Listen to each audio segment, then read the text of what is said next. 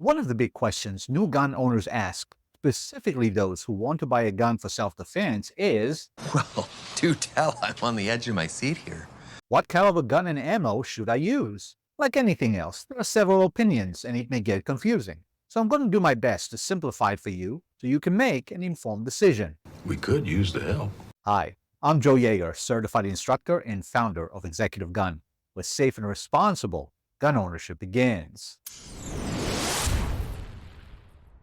The most common pistol calibers that are used by both criminals and lawful gun owners are the .22 long rifle and 9mm. The .380 ACP and .45 ACP are distant seconds, as well as revolver calibers such as the .38 Special, .357, and .44 Magnum. All these calibers have their pros and cons, and I'll touch on the main ones. I am expressing my opinion here, and not making anyone who prefers one over the other wrong. Dude, don't be so sensitive. So let's begin with the .22 long rifle. It is a great caliber for beginners learning how to shoot. It is a small round that produces a level of recoil that isn't overwhelming. .22 caliber pistols are lighter and easier to manipulate, especially if you struggle to rack the slide and load the magazine. That's important for building confidence early. Yeah, baby! That's what I've been waiting for! If you hunt for small game or vermin, this caliber is a good option. It will do the job without the mess. It's also very cheap.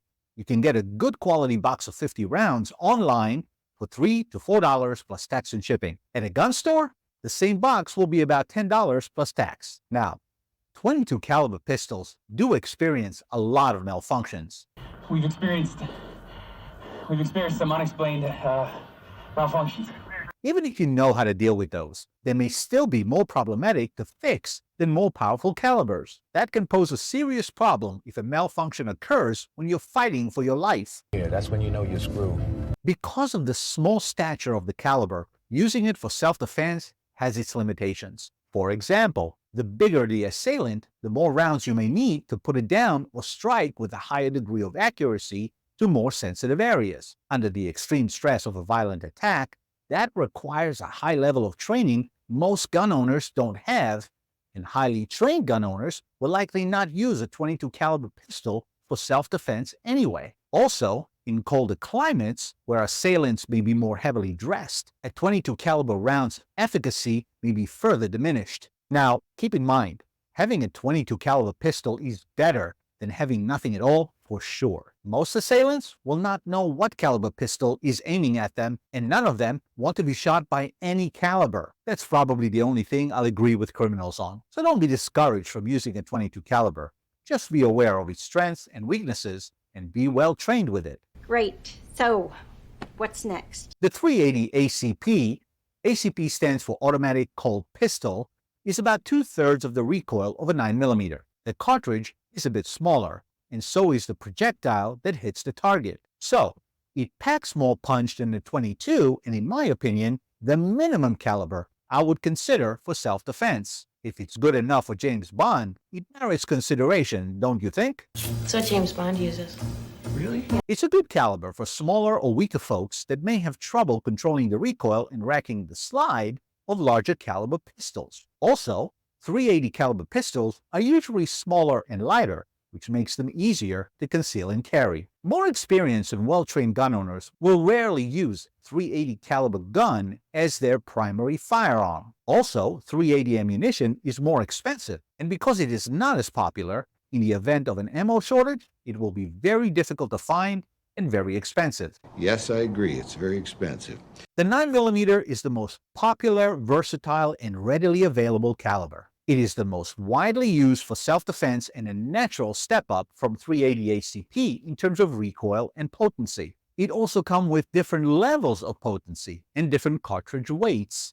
This versatility helps to meet different objectives. For example, a law enforcement officer frequently fighting violent criminals may carry 9mm ammunition in her gun with more weight and potency than a civilian who's just looking to carry a gun for protection or home defense. 9mm pistols come in a huge variety, from micro-compact to full size.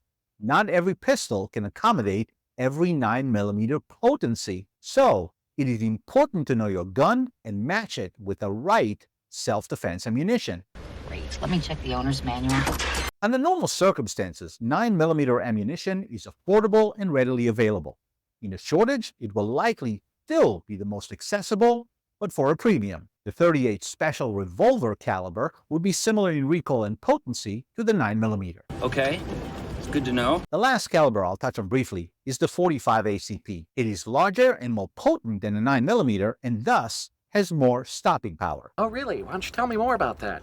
Because of its size, it is quite heavier and magazines have less capacity. .45 caliber guns are larger and not as comfortable or easy to conceal.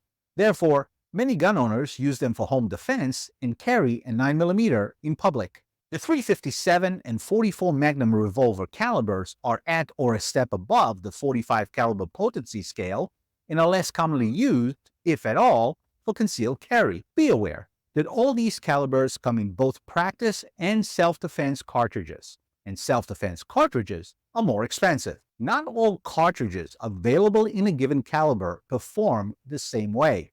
Reliability and accuracy may differ from manufacturer to manufacturer. It's less detrimental when it comes to practice ammo you only use at the range. But when choosing self-defense ammunition, you ought to be more discerning because lives are on the line. Even if you practice a lot at the range with practice ammo, make sure to shoot with your self-defense ammo too from time to time, because it's very important to know how the gun and ammunition you trust with your life will perform should you have to use deadly force in self-defense. Wow, that's important information. Choosing the right gun and ammunition for your abilities and objectives is a task to be taken with great care. If you're not well trained, the caliber you use will not matter. You can't hit your target. Stopping power is meaningless if you can't stop the threat. Therefore, it should be done after you've been trained, have established a good foundation of skill, and have tested a number of guns under the guidance of a certified instructor. So who do you recommend?